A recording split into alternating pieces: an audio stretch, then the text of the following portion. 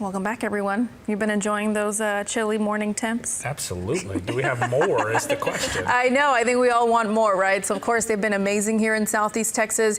And it could mean one thing. Winter is coming, hopefully. And we have a new wintertime outlook for the next few months. We got a sneak peek at that yesterday. Let's bring in ABC 13 meteorologist Elise Smith now. Okay, Elise, what are we looking at here? Right, and I know winter, I feel like over summer we always know it's going to be hot, but winter can be a little more variable for Southeast Texas. So let's get right into it. Looking at, the temperature outlook for the next 3 months. We're starting November through January here, so just when winter is going to be getting going, it looks like it's going to be a little warmer than normal, above normal. This has been the trend we've seen for the past few weeks here, at least in Southeast Texas. You can see above normal temperatures staying with us for the next couple of months, and potentially drier than normal conditions as well. And you see it's really a split forecast, and that's because of where that jet stream is likely going to set up over the next few months. The polar jet stream diving in from the north, bringing wetter than normal conditions to the Pacific Northwest and the Great Lakes, leaving us on the drier side of most weather systems. It doesn't mean we're not going to get any rain, but just drier than normal than what we typically see. And this very much follows a La Nina wintertime pattern. And the official update is that a La Nina is here. It formed last month into the end of, and then even into the end of September, we really started to pick up on it. And it's expected to last through all of winter, through the end of February 2026. Why this is important is because it influences our weather pattern here across the country, across North America.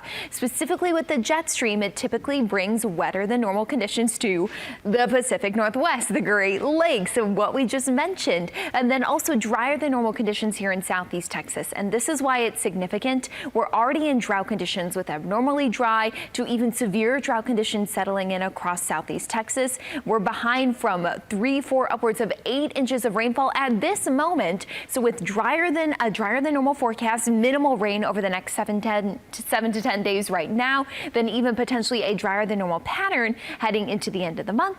December, January. Unfortunately, I think this means for us, if we do see a warmer and drier winter, our drought conditions aren't going to be something we're just talking about in the near term, but potentially something we're talking about for months, weeks to months to come into winter. One thing always on our minds when we talk about winters, potentially severe ones, are freezes. 2021, even last year, they had us all staying at the hotel down the street because of the roads. Any connection between La Nina and freezes here in Texas? You know what? There is an interesting connection here, Jonathan. So hang in with me with this one, everybody. So I will say with that interesting pattern here, truth be told, anytime we get a wintertime freeze, whether it's an El Nino or a La Nina, it can happen whether it's a La Nina or an El Nino.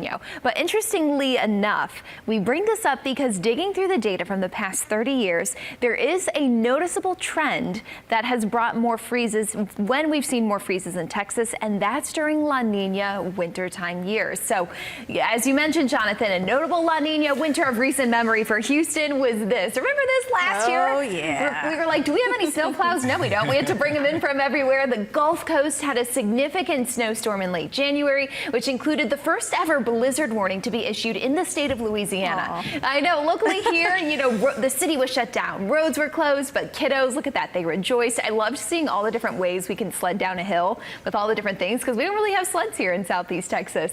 We got around 1 to 4 inches of snow. That's what fell across Southeast Texas on that fateful day. Another La Nina of a recent memory that we also remember was the freeze of 2021. So you think about 2 big events that we've had within the past couple of years, both the freeze in 2021, the 2025 snowstorm or La Nina winters. It's not a guarantee that we'll see the exact same thing, but it's something we'll be watching out for.